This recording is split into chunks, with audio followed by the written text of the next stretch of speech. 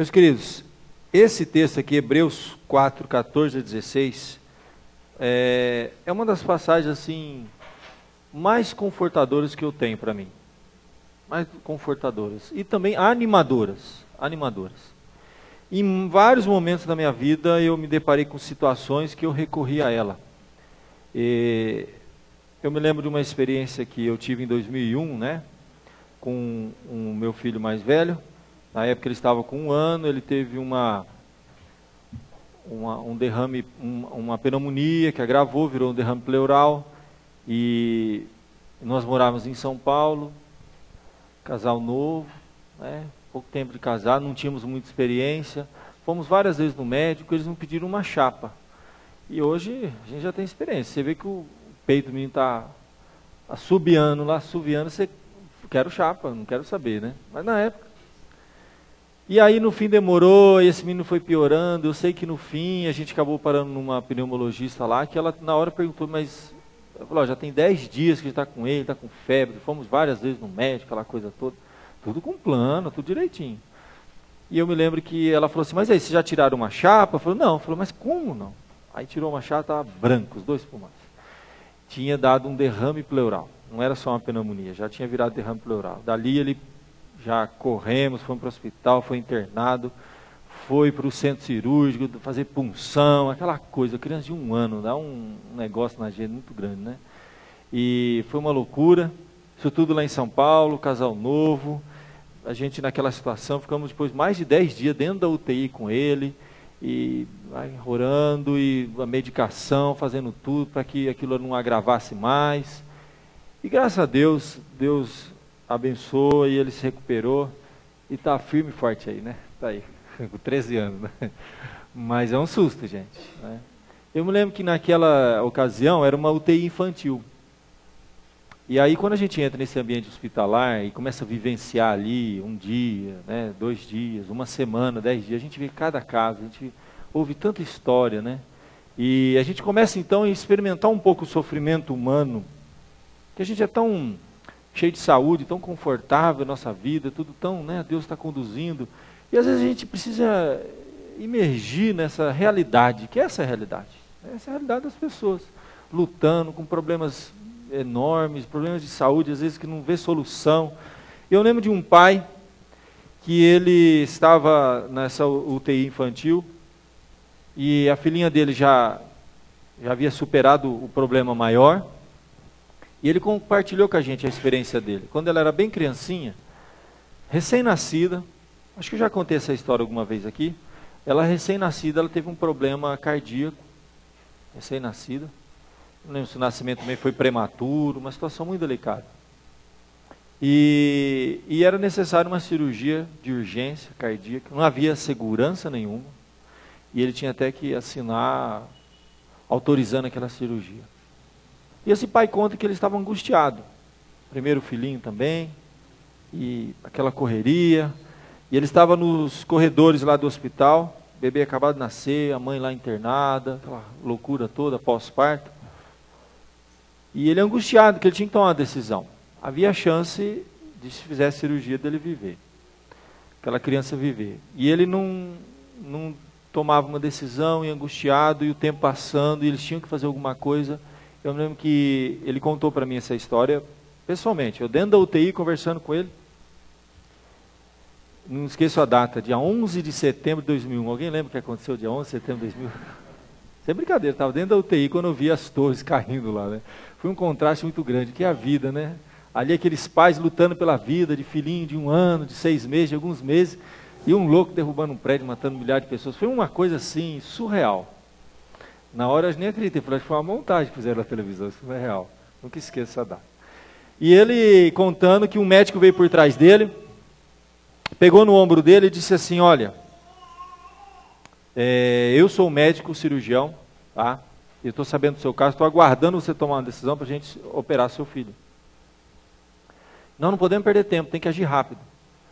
E ele começou a falar com o pai, falou, olha pai, é assim, assim, a cirurgia é assim, eu já fiz várias vezes cirurgia, há esperança, tenha fé.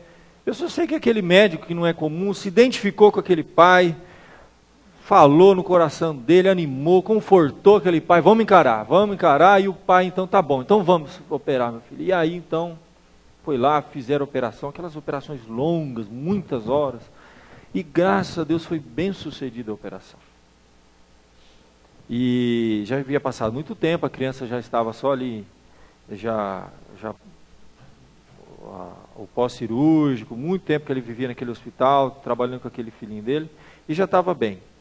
Logo após a cirurgia, uma das enfermeiras encontrou o pai e falou assim com ele, olha, que bom que seu filho está bem, você viu, deu tudo certo, e você foi muito abençoado, porque esse médico que fez essa cirurgia, você não conhece ele não?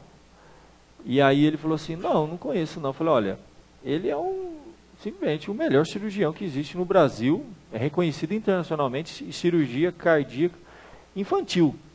É mesmo? Eu falei, é. E vou contar mais. Você sabe por que ele se identificou com o seu caso e ele quis fazer a cirurgia? Porque a filhinha dele, ele teve uma filha, esse médico, muito tempo atrás, teve o mesmo problema que o seu filho. E passou pela mesma intervenção. E o médico se identificou com você. E não só isso, por causa desse problema que ele acabou se especializando. Isso segundo a enfermeira, contou para o pai e o pai me passou. Então duas coisas aconteceram naquele dia, naquela hora. Você tinha uma situação de profunda identificação, porque ele havia passado por aquela experiência, ele sabia o que era pegar um bebê recém-nascido, passar por uma cirurgia cardíaca, sem ter segurança ou garantia nenhuma. Então, havia uma identificação, mas não só isso, havia uma capacitação, ele era um médico especializado naquilo, é o que ele sabia fazer na vida dele. Essas duas coisas são fundamentais quando você tem que confiar em alguém. Você tem que sentir que aquela pessoa se identificou com você. Ela compreende a sua causa. O que você está passando. Se não houve essa primeira, não vai. Mas agora não adianta só se identificar e não poder fazer nada. Então que ajuda que você vai receber? Nenhuma.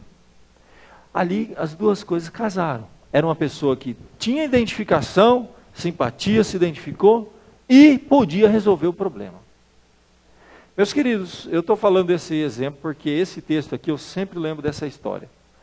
Porque esse texto fala para nós, nos dando o quê? Razões para nós confiarmos em Jesus. Eu não sei o que vamos passar nessa vida ainda. Tá? Eu não sei o que você está passando, nos mínimos detalhes. A gente sabe alguns casos, a gente acompanha. Esse período que eu estou passando por essa aprovação, todo mundo sabe, eu tenho acompanhado os casos mais graves, casos de UTI, casos mais graves. Né?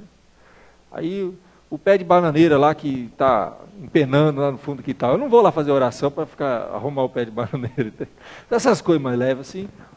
Mas eu não sei o que você está passando. E a gente não pode subestimar o problema da pessoa. Às vezes a pessoa está passando um problema que para mim é ridículo, mas para ela é complicado, para ela está incomodando, está tirando o sono, está perturbando. Isso acontece às vezes com nossos filhos, tem problema que você fala, não acredito que meu filho está preocupado com isso, uma coisa tão simples, mas para ele é importante. O fato é que quando nós passamos por experiências difíceis, a nossa fé é provada, nós queremos realmente assim, esperança para confiar em Deus, mas eu confio, será que eu entrego, será que eu tenho razão para confiar em Jesus? Deixa eu contar uma coisa, para você confiar você precisa ter duas coisas. Alguém que se simpatize com o seu problema, e alguém que tenha poder para resolver o seu problema. Esse texto fala exatamente isso. Essas duas coisas. Que Jesus, ele se simpatiza com os nossos problemas. Vou mostrar para vocês esse texto. E que Jesus tem poder para intervir, agir, operar. Entendeu? Se fazer presente. Às vezes não vai resolver tudo do dia para a noite. Tem problema que a gente vai ter que aprender a conviver com ele. Mas Deus vai estar presente ali. Ele vai te dar força. Tá? Para você enfrentar e viver aquela situação que você está vivendo. Agora, quem escreveu essa carta, ele quis justamente fazer isso. Os primeiros leitores tinham um propósito, toda carta que foi escrita tem um propósito. Às vezes eu exploro pouco o propósito daquele texto que eu vou pregar. Às vezes eu exploro muito. Esse é um caso que dá para explorar muito. O que estava acontecendo? A primeira geração dos cristãos se converteram, sabe, os apóstolos presentes, fazendo sinais, prodígios e maravilhas. Foi um negócio assim, avivamento. Pedro pregou, 3.000 almas se converteram. Você imagina a empolgação que é esse negócio? Você vê 3.000 almas se convertendo e se entregando a Cristo, e a coisa acontecendo. Foi assim, pegou fogo lá, sabe? Aquela região do Oriente era gente se convertendo, cristão que saía pelo ladrão. E a igreja crescendo, as coisas acontecendo, os apóstolos eles chegavam nas igrejas, as pessoas tocavam, a Bíblia chega a dizer que tocavam nos lenços, eram curados.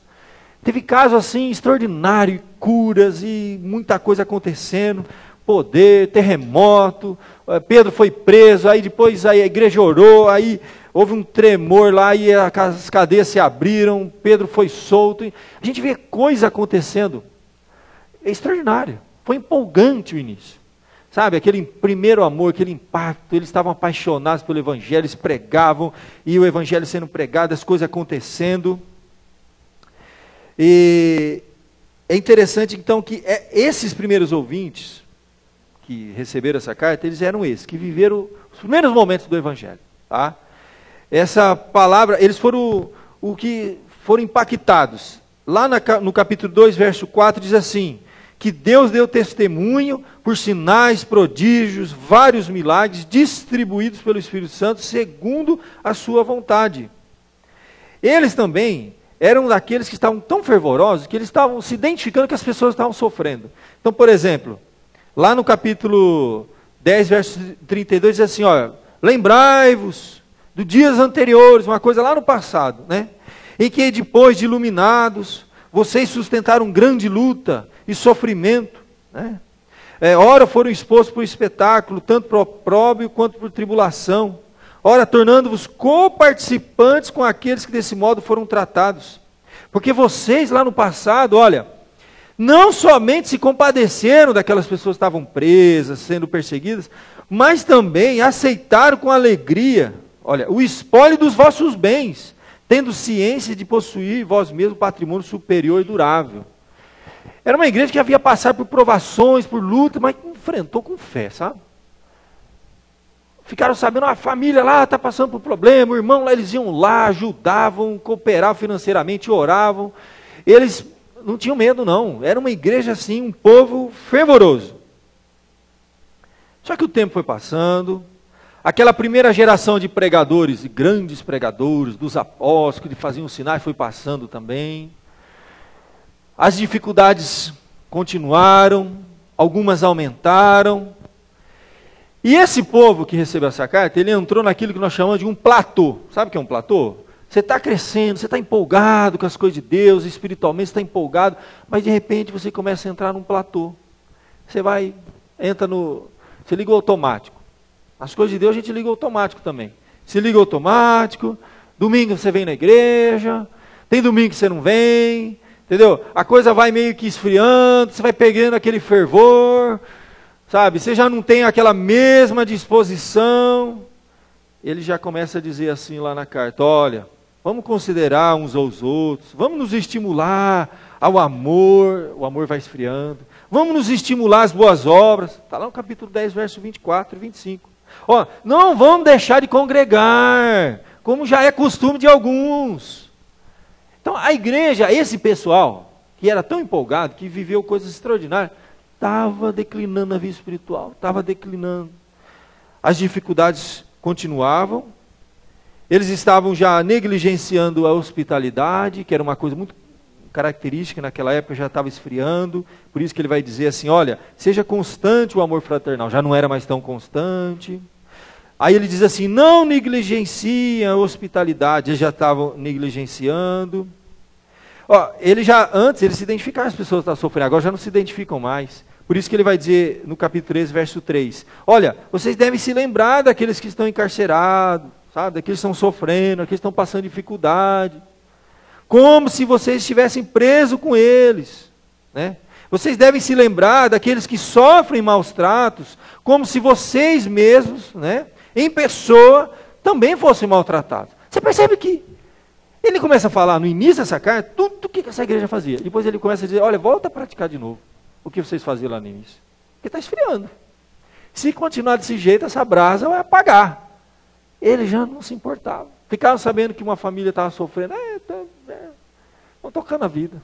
Ficava sabendo que alguém estava precisando de necessidade, já não ia mais ajudar. Começou a então surgir, depois desse platô, começam a surgir as murmurações. Murmuração é, sem dúvida nenhuma, um dos grandes sinais de que a pessoa está espiritualmente fria. Pessoas que começam a murmurar perto da gente estão insatisfeitas. Se elas estão insatisfeitas, sabe por quê? Porque está faltando, coração, gente. Você pode dar o que você quiser. Pode dar o que você quiser. Quando surgem as murmurações, começa a não ser mais contente com o que tem, começa a reclamar da vida, nada está bom, isso é sinal de que a pessoa não está bem espiritualmente. Isso vem depois. Por isso que ele vai dizer ainda lá no capítulo 13 assim, olha, seja a vossa vida, gente, sem avareza, contente com as coisas que vocês têm. Olha, está dando uma exortação, percebe? Depois de elogiar lá atrás, olha quantas coisas boas vocês fizeram, mas agora está exortando. Olha, contente, por quê? Porque Deus tem dito assim, de maneira nenhuma te deixarei, nunca, jamais eu vou te abandonar. Assim, meus irmãos, vamos afirmar com confiança, o Senhor é meu auxílio, não temerei, que me poderá fazer o homem? Eles já estavam perdendo a fé, eles estavam perdendo o fervor, eles estavam perdendo a satisfação em Cristo, porque quem satisfaz é Cristo, gente que murmura, gente que começa a reclamar de tudo, reclama da igreja, reclama do pastor, reclama do culto, reclama do louvor, reclama do sermão. Meu irmão, eu falo um negócio, ora para essa pessoa porque ela não está bem. Entendeu? Eu já falei que a felicidade é subproduto do contentamento. Pessoas insatisfeitas, infelizes, são pessoas que não estão satisfeitas lá dentro. Então não adianta, nada vai satisfazer a pessoa. Vai entupir ela de ouro que ela vai reclamar. Não está bom, precisa mais um pouco. Então, essa situação é triste quando ocorre dentro da igreja. E pior, além de todos esses problemas acontecendo, as perseguições continuavam, eles já não estavam vendo assim tantos milagres acontecendo na época dos apóstolos, porque era demais. Paulo chegou a ressuscitar pessoas. Teve um sermão que Paulo pregou lá umas 3 horas. O pessoal acha que eu demoro, gente, você não viu Paulo pregando. O camarada dormiu, e era um prédio alto, ele caiu lá e se arrebentou, morreu. Aí Paulo foi lá, fez uma oração, me levantou. Era sinal atrás de sinal. Tudo isso desapareceu e os problemas continuaram. A vida entrou num platô, eles já não tinham mais o amor, era inconstante, começou a murmuração, e aí o inimigo começa a trabalhar. Paralelamente, veja bem, a carta é de quem que é essa carta? É dirigida a quem primeiramente? Carta aos hebreus, são judeus, né? Então era judeu que se converteu ao cristianismo. Olha o que aconteceu aqui, gente. Quando eles se converteram para o cristianismo, eles chegaram, onde nós vamos reunir? O templo lá era suntuoso. Templo, né? O templo foi construído, sacrifício, sacerdote, tocava trombeta, era um louvorzão. Tudo do bom do mérito, tudo no vestido de ouro, sacrifício dos animais, aquele coisa bonita. Quando eles se converteram ao cristianismo, e aí, onde é o nosso templo? Não tem templo. E o negócio é o seguinte, ninguém pode saber que você é cristão, porque vão perseguir você, vão tacar fogo na sua casa, vão pegar a sua família e falar, isso aqui é ser cristão? Eu vou voltar para o judaísmo. Eles se reuniam aonde? Quem conhece um pouquinho de história do cristianismo, eles tinham que se reunir nas tumbas. Você já imaginou? Vamos fazer uma reunião de oração, aonde? Lá no cemitério, lá na avenida. Tem uma tumba, sabe aquelas tumbas que tem assim? Nós vamos entrar lá, e lá dentro nós vamos fazer a nossa reunião, vamos partir o pão, vamos cantar. Por quê? Porque lá ninguém vai desconfiar que tem gente orando. Porque perseguição. O camarada que veio do judaísmo, saiu daquele templo suntuoso, dos sacerdotes vestidos com aquelas, com aquelas vestes maravilhosas, o louvor, aquela coisa maravilhosa. Vai reunir, não tem lugar para reunir, é só perseguição. Entendeu? O camarada fica entrando dentro de buraco para cantar, porque não pode só ouvir. Pelo amor de Deus. Eles começaram a querer, além de tudo, a abandonar a fé, e alguns já estavam pensando em voltar para o judaísmo. Vamos voltar para lá que está melhor. Porque naquela época, o Império Romano, ele ajudava a manter os judeus, porque o negócio é manter o judeu quietinho lá. Então o que vocês querem? Vocês querem fazer o culto, vocês fazem quietinho o culto aí, não dá problema. Então eles tinham apoio. E os cristãos, o que acontecia? Eram pegos e colocados na arena para o leão comer. O judeu tinha apoio até financeiro, político, para manter a fé deles. O cristão ia para a arena, para provar se cria ou não em Jesus. Então é uma loucura, gente. Então vamos voltar. Essa carta foi escrita o seguinte, gente. A palavra-chave nessa carta, sabe o que é? A palavra superior. Que Jesus, que a fé, que a aliança, tudo isso que nós temos em Cristo é superior antiga aliança. É a palavra-chave.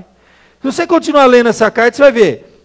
Capítulo 1, tendo Deus outrora falado muitas vezes pelos profetas. Nos últimos dias não falou pelo Filho, superior aos profetas. Depois vai falar dos anjos. Não, quanto aos anjos, mas Jesus é superior aos anjos. Vai embora, você vai ler o início dessa carta, ele só está convencendo ele, seguindo, volta não. Não dá para trás não, gente. Agora não, vocês já passaram muita coisa, já atravessou os oceanos, 7 oceanos, agora está chegando na praia, aguenta firme a provação que passa. E ele vai mostrando que Jesus era superior a tudo. E ele vai mostrando que Jesus é superior aos sacerdotes, que Jesus é sacerdote, mas é o grande, como é que eu li lá? Sumo sacerdote. Ele vai mostrar que o sacrifício de Cristo é superior ao sacrifício dos cordeiros. Vai voltar para sacrificar cordeiro. Jesus é o cordeiro de Deus que tira o pecado do mundo. Jesus já morreu na cruz, já pagou o nosso pecado. Não tem que ficar sacrificando lá cordeirinho. Ele está muito pela aparência. Sabe? Ele está muito iludido com esse mundo.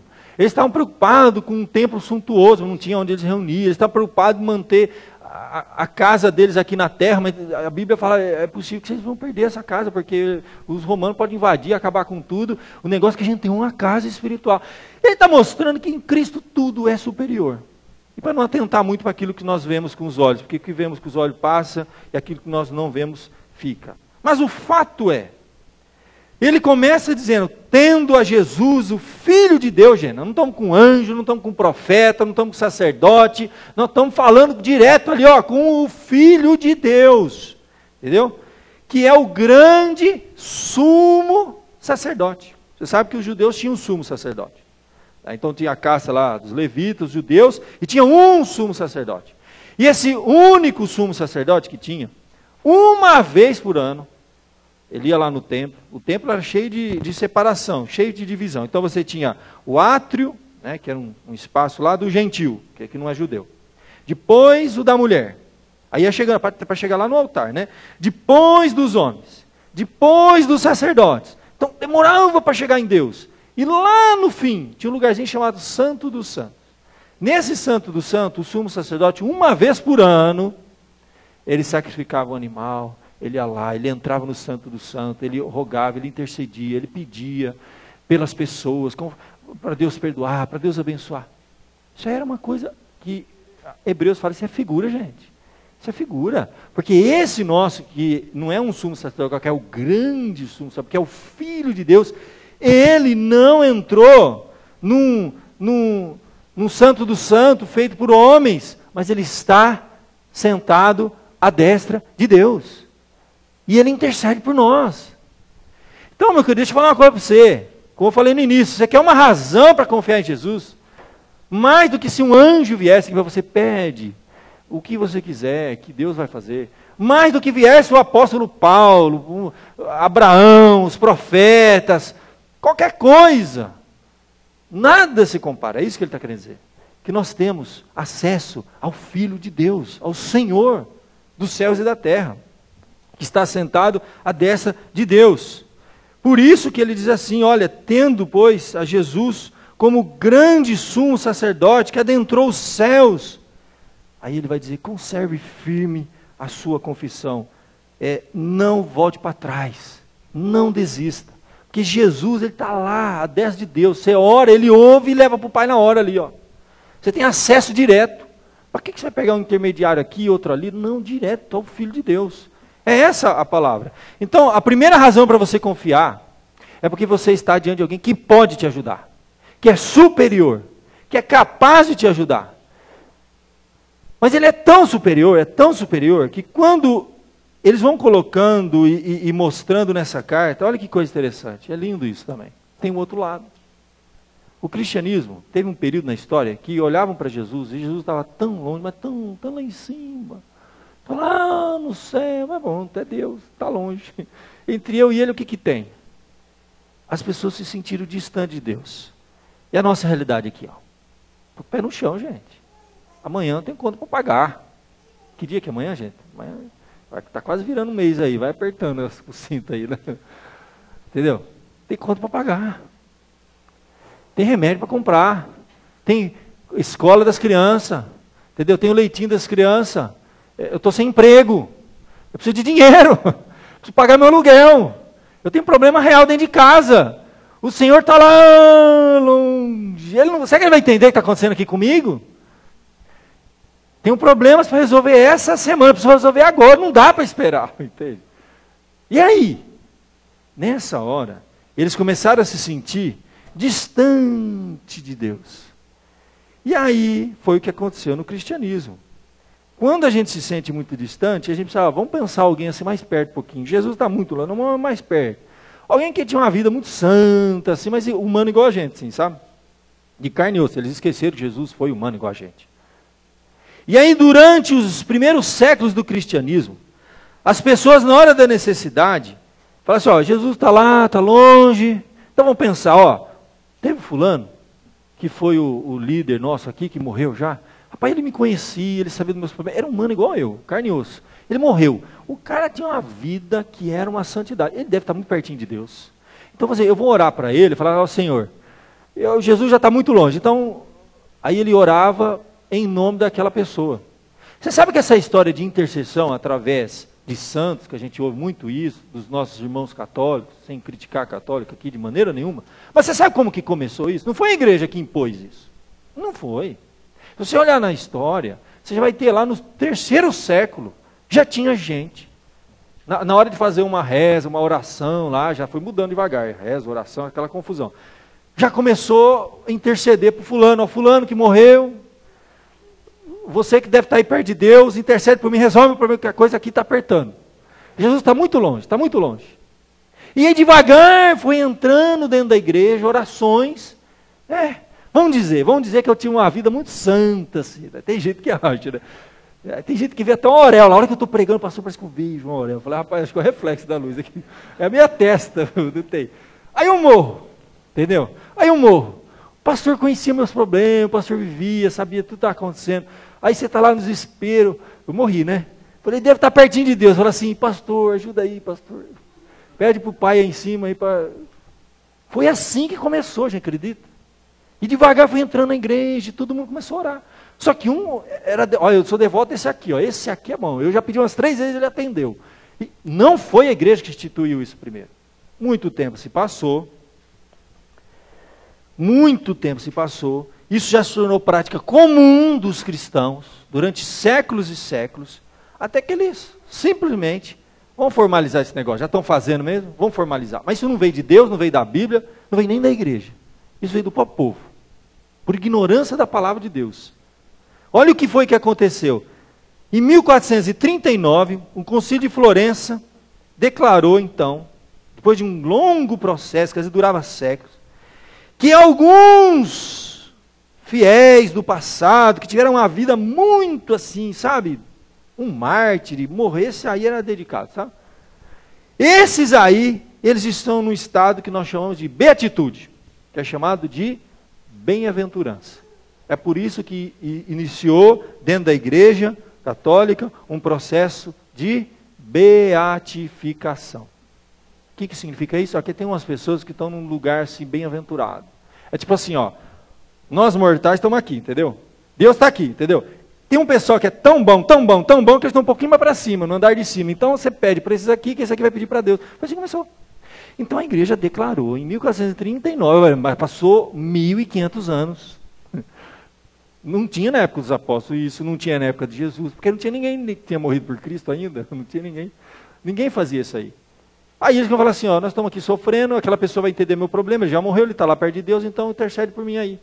Aí eles declararam então que alguns que já morreram podem interceder pelos vivos. Foi assim que entrou no cristianismo o conceito de intercessão pelos santos. Tá? Então nós não estamos aqui para criticar o católico.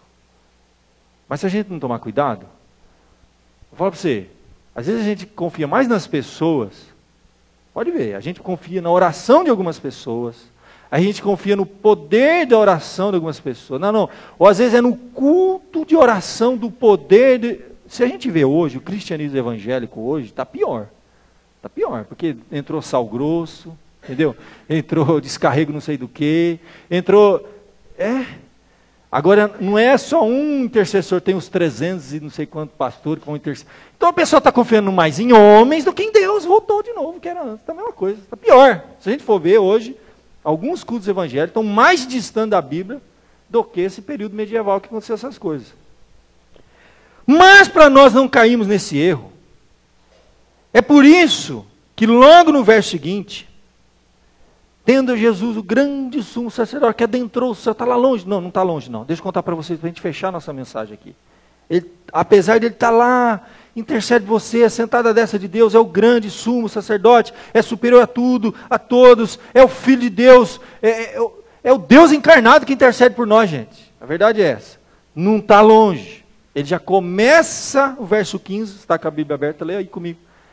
Por quê, gente? Nós não temos um sumo sacerdote que não possa se compadecer das nossas fraquezas. Percebeu o que eu estou falando? Eles achavam que Jesus estava tão longe que agora já não pode mais se compadecer das minhas fraquezas. Ele está muito longe, não vai entender o que eu tenho para resolver amanhã. Mas está dizendo, nós temos um sumo sacerdote, apesar de ele estar tão no alto, tão na perto de Deus, nós temos sim um sumo sacerdote. Ele pode se compadecer. É isso que ele está dizendo. Das nossas fraquezas. Por quê? Aí ele diz, olha, porque ele foi tentado em todas as coisas, a nossa semelhança. O detalhe é esse. É que esse grande sumo sacerdote, filho de Deus, que está lá sentado à destra de Deus, gente, ele viveu o que eu e você vive hoje. A Bíblia diz que o verbo se fez carne, fez humano. Ele foi criança, ele foi adolescente, ele viveu o processo de crescimento. Ah, pastor, ele não casou, ele não sabe. Mas ele assumiu a casa. Porque pela história, dá a entender que o pai José deixou de ser carpinteiro. Ele, em algum momento na história, a Bíblia identifica assim, Jesus, todo mundo falava, o filho carpinteiro, Jesus, o filho carpinteiro, Jesus, o filho carpinteiro, Jesus, o carpinteiro. E José desaparece, dá a entender, ele sendo o primeiro. A Bíblia fala de outros irmãos, mas ele sendo o primeiro, quando o pai morreu, ele assumiu a carpintaria. Jesus viveu as mesmas experiências que nós, gente. Ele teve um comércio. Pronto, precisa falar mais alguma coisa? Ele tinha que estar de olho como é que é concorrência desleal. Ele tinha que calcular quanto que custava o banquinho que ele ia fazer. Entendeu? Que ele era carpinteiro, gente. A gente esquece isso aí. Jesus tinha que acordar cedo e abrir, levantar as portas da carpintaria dele. E tinha que vender. Tem que vender. Entendeu? Eu não sei se ele fazia uns banquinhos lá na feira. Ele tinha que dar um jeito de vender, porque ele tinha que sustentar a mãe.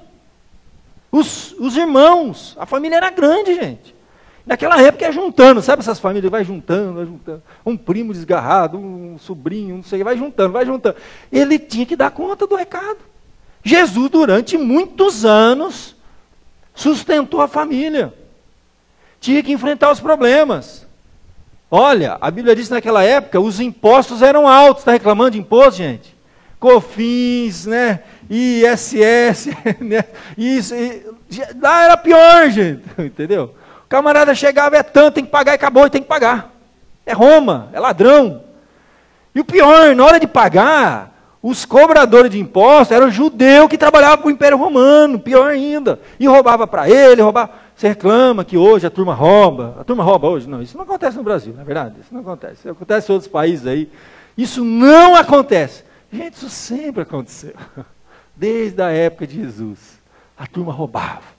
Roubava de cima para baixo, de baixo para cima. Jesus viu tudo isso aí. Ele viu o banquinho dele lá. Entendeu? Ele ia vender o banquinho dele. Falou, isso aqui, ó. Isso aqui vai para a barriga do cobrador de impostos. Isso aqui vai para sustentar Nero. Esse aqui vai para sustentar aquela cambada. E sobra um pouquinho para me trazer comida para cá. Jesus viveu isso. Nós não temos sumo sacerdote que não vai se compadecer, porque ele foi as mesmas coisas. Tentado aqui, reprovado, experimentado. Viveu o mesmo que você está vivendo. Chegava no final do mês, ele tinha que pagar a conta da mercearia lá. Entendeu? Tinha que pagar o peixe lá, que a cadernetinha lá, somando os peixes, tinha que pagar. Ele tinha que pagar. Jesus sustentou uma família. Tinha problema na casa de Jesus. Jesus era filho de Deus Santo, mas o irmão deles não era. a família tinha problema. Entendeu? E Jesus assumiu um lar, uma família, todos os problemas daquela casa. Ele cuidava da família dele. E muito mais do que isso, gente. Ele viveu tudo, ele cresceu, ele se desenvolveu. Entendeu? Ele teve que abrir mão de muita coisa. Teve que abrir mão, a gente reclama, fica amargurado a vida toda porque abriu mão. Jesus abriu mão de muita coisa. No caso, como filho de Deus, gente, ele só abriu mão do universo, não é só. Mas não. Jesus experimentou mais que isso, gente. Se você vê na história, Jesus foi tentado, provado, experimentado de todas as maneiras possíveis. Ele ficou sozinho, solidão. Jesus experimentou solidão. Ele foi traído. Já foi traído? Foi traído pelo meu amigo, um beijo. Né? 30 moedas de prata. Pô, mas estou valendo tão pouco assim. Né? Foi desprezado. Né? Tudo, você vai olhando a vida de Jesus, ele viveu o mesmo que você viveu. Você vive o desprezo, a solidão, sofrimento. Você já sofreu algum tipo de perseguição? Jesus foi perseguido, gente. Perseguido antes de nascer. Você sabe da história, os magos lá do Oriente que vieram, e uma história que o rei dos judeus ia nascer. O rei da época ficou doido. Não, mandou matar tudo quanto é criancinha. De quantos anos para baixo? 2. Quem que mandou matar? Quem?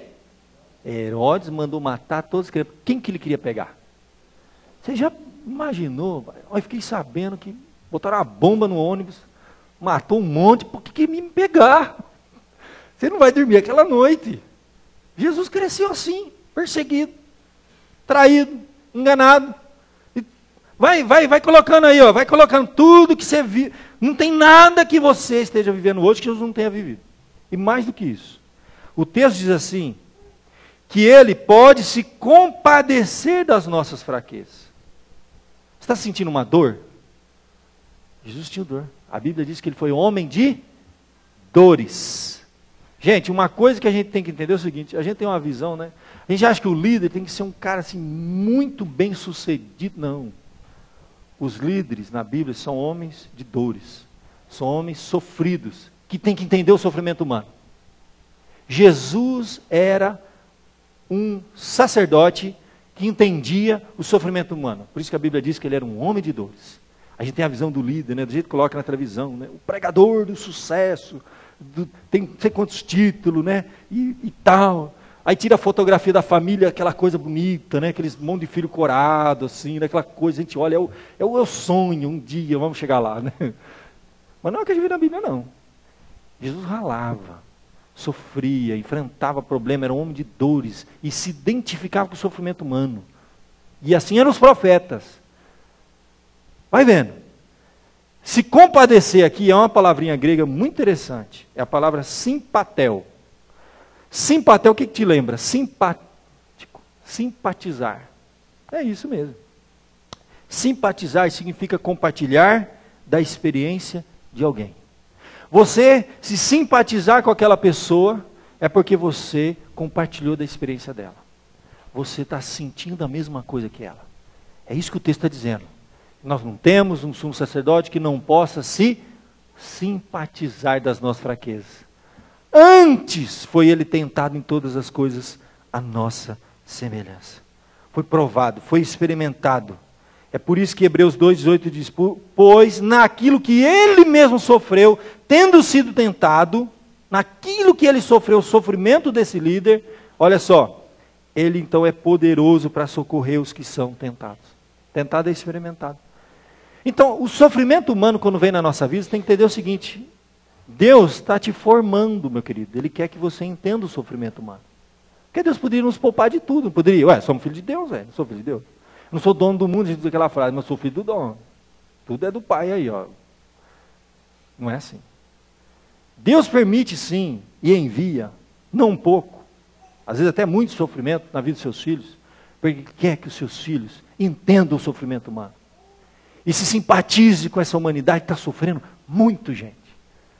E nós possamos então se identificar com as pessoas que estão sofrendo. Porque Jesus experimentou isso. Nós temos um sumo sacerdote que, naquilo que ele mesmo sofreu, Hebreus 12:18, ele então é poderoso para socorrer os que são tentados.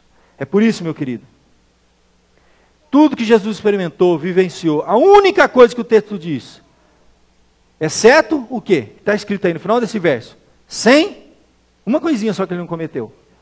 Hã? Então, ele não sabe o que é cometer um pecado, para ficar com consciência pesada, não dormir à noite, sentimento de culpa. Realmente, ele não experimentou o prazer do pecado, ele só ficou com a parte ruim. Com a culpa, com a dor. Ele pagou os meus pecados. Levou sobre a cruz. Então ele entende pecado. Ele sabe das consequências do pecado. Nós experimentamos a parte boa do pecado, né? Eu tenho um prazer com o pecado. Jesus levou o pecado sobre a cruz. Ele levou a culpa. E mais do que isso. O pecado aqui, gente, você pode colocar o seguinte. Nós somos tentados, provados, experimentados, tal. A gente é humano. Chega uma hora que você chuta o balde. O pau da barraca. Joga tudo para cima. Entendeu? Você estoura. Você é humano. Você está sendo tentado. Tem uma hora que você cede à tentação. Você joga a toalha. Você não sabe aonde aquilo ia parar. Você fala, chega, para mim já deu. Não aguento mais. Não aguento mais essa mulher. Não aguento mais esse patrão. E chuta o balde. Quem nunca fez isso, velho? Todo mundo faz isso. Tem hora que não aguenta mais. Deixa eu contar uma coisa para você. Nós somos humanos.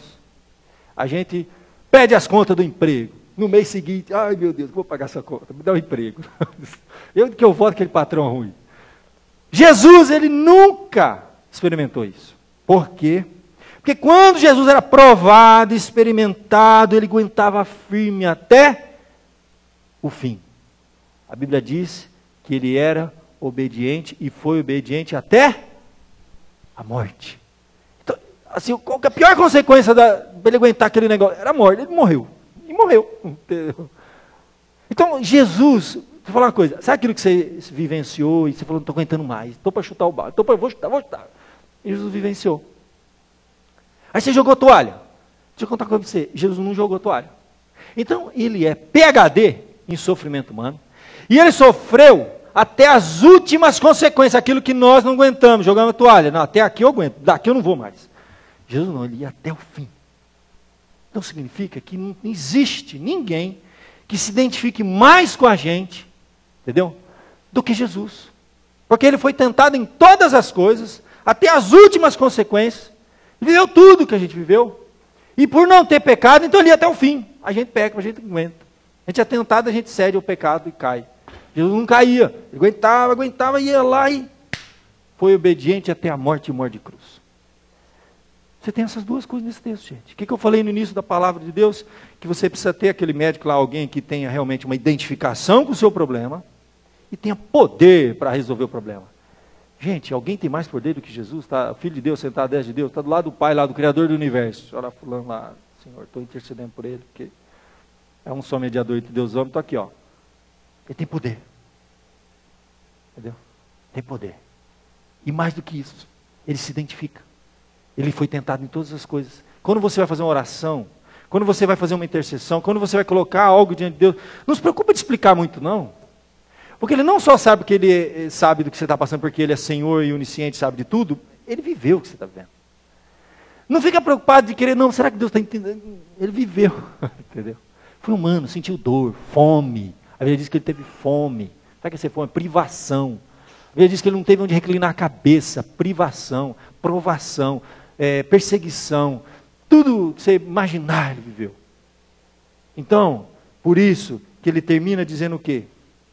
Portanto, já que eu tenho um grande sumo sacerdote que assentou à destra de Deus, está lá e do lado do Senhor, e ele é tão grande, mas ainda consegue se compadecer das minhas fraquezas, porque ele foi tentado em tudo, ele experimentou e foi até as últimas consequências.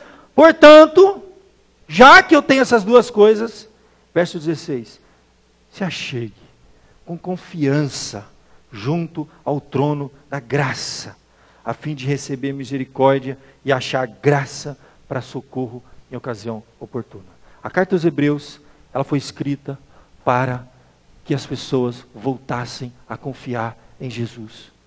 Não sei o que você está passando, entendeu? Não sei o que te espera essa semana, não sei o que te espera na tua casa, mas eu sei de uma coisa: nós temos razões mais do que suficientes para confiar em Jesus. Portanto, ele fala, logo, já que é assim, eu tenho uma razão, uma lógica. Se achegue com confiança. Diante desse trono, que é a única vez na Bíblia que você vai ver trono, você tem trono da justiça, trono da ira, trono de tudo. Agora, da graça. Trono, o que faz te pensar quando você pensa no trono? Um lugar que quem senta ali manda. O que sentou ali no trono é o que manda. Então, trono é um lugar da onde sai autoridade, poder, mas é trono de graça. É algo que vem para me abençoar. Se achegue esse trono de graça, com confiança. Com que propósito? Para achar, primeiro de tudo, misericórdia. Porque Deus sabe que somos pecadores. Ele sabe que a gente precisa do perdão, primeiro de tudo. Primeiro de tudo, gente. Mais que a gente pense que a gente é justo. A gente precisa de perdão, a gente precisa da graça. Nós precisamos uns dos outros e todos nós precisamos de Deus. A igreja, gente, não é prédio, não é templo, somos nós. Precisamos. Precisamos reconhecer que a gente precisa. Hoje, antes de sair de casa, aí o Pedrinho, eu quero ir para a igreja. Né? E aí, mas por que você quer ir para a igreja hoje? Eu falei assim, eu quero ver o André. o André. Eu falei, mas tá certo. Porque a igreja não é um prédio. Eu quero ir para a igreja, porque tem data show bonito lá, o ar-condicionado gostoso. Pessoas. Uma criança de 7 anos sendo nessa cidade e outra de 7 anos, tá certo. E por que a gente não fica na igreja? Porque a gente não se identifica com as pessoas. O sermão era bom, a música era boa, o ar era gostoso, mas eu não identifiquei com as pessoas. A igreja somos nós, gente. E nós precisamos uns dos outros, e todos nós precisamos de Deus. Se aproximar diante desse trono de graça, para achar socorro em ocasião oportuna. Então, meu querido, eu não sei o que você está passando, mas Deus sabe. Vamos fechar os nossos olhos enquanto o pessoal do louvor vem à frente. Nós vamos colocar diante de Deus a nossa causa. Você tem a sua, eu tenho a minha. Coloquemos diante de Deus, como igreja que somos, né? Todos nós precisamos uns dos outros e todos nós precisamos de Deus, porque nós somos a igreja, o corpo de Cristo. E você é a pessoa mais abençoada desse mundo. Desse mundo. Não estou falando isso porque você vai ganhar na loteria semana. Não estou falando isso porque você vai viver até os 110 anos. Não sei se eu quero isso. Eu estou falando isso porque simplesmente você é filho de Deus. Você foi atingido pela palavra de Deus. Você compreendeu essa mensagem maravilhosa. Deus é real na sua vida. E se achega então com confiança ao trono de graça. É quem pode te ajudar e quem entende o que você está passando melhor do que eu. Então vamos orar, vamos falar com Deus. Ó Pai querido, Tu conheces, Senhor, a nossa vida, nosso assentar e nosso levantar. O Senhor conhece, Senhor, as nossas fraquezas, ó Pai. O Senhor sabe dos problemas que temos essa semana, Senhor. Às vezes é dentro de casa, no trabalho, é coisa que está insolúvel, nós não vemos saída, Senhor. E há problemas que nós vamos ter que aprender a conviver com eles, ó Pai. Tem misericórdia, Senhor. Reanime em nós, reaviva, Senhor, essa fé, essa confiança, essa esperança. Esse primeiro amor, ó Pai. Assim como aqueles primeiros leitores esfriaram, Senhor. Se afastaram de Ti, ó Pai. Estavam vivendo uma vida cristã morna. Mortos espiritualmente, Senhor. Sem fé, sem esperança. Alguns pensando em retroceder. Outros deixando de congregar, Senhor. Da mesma maneira, muitas vezes nosso coração, ó Pai, está sobrecarregado de preocupações. De tantas coisas, nossa fé está esfriando a cada dia, Senhor, estamos nos afastando, estamos indo para um abismo, Senhor, e às vezes um caminho sem volta, mas que na Tua palavra, que tem poder, ó Deus, possa mover o nosso coração, possa mudar a nossa vida, Senhor, nos transformar, e nos aproximar da igreja, do povo, e de Ti, Senhor, acima de tudo. Ó Pai querido, o Senhor conhece, o Senhor foi provado em todas as coisas, em Cristo, a nossa semelhança, mas sem pecado. Não tem nada que alguém esteja vivendo aqui que o Senhor não tenha vivido, Senhor. Quer seja privação, quer seja provação, quer seja dor, quer seja sofrimento. Não sei, ó Pai, pressão, opressão, perseguição, qualquer coisa, ó Pai. Não há nada que o Senhor não possa se compadecer e ter poder para intervir, Senhor. Põe a Tua mão lá, Senhor, na nossa casa, no nosso trabalho, na nossa vida, Senhor, e transforma. Sonda, ó Deus, o nosso coração. E vê, ó Pai, o que realmente está lá pesando, Senhor. e tira com a tua mão em nome de Jesus, que eu oro e agradeço. Amém.